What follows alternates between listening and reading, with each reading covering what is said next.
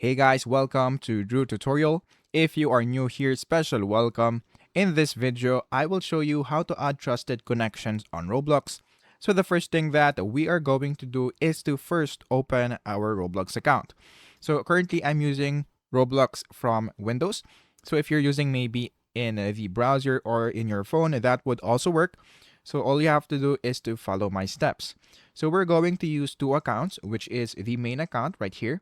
And then the other one is the one that we want to add. So once you are now done with that, what we're going to make sure next is that both accounts are verified. So to do that, we're going to click on More and then click on Settings. And then after that, click on Account Info.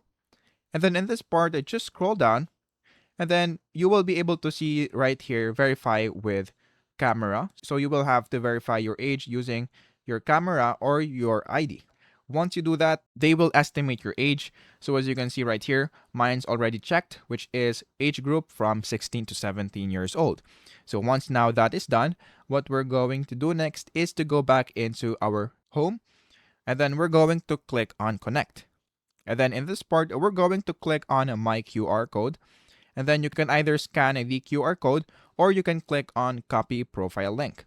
So I'm going to click on copy profile link because I'm using a laptop. So after that, we're going to open the second account, which is right here. So make sure that you have also verified the account. So once the age has been checked, what we're going to do next is to just paste the link right here. And then in this part, we're now going to click on add connection. And then once it is done, go back into your main account. And then we're going to click on home. And then we're going to click on connect. And then we're going to click on add. And then after that, go back into this part. And then we're going to click on the profile. And then click the three dots. And then click on add trusted connection. Once you do that, just click on add again. And then that should be basically it.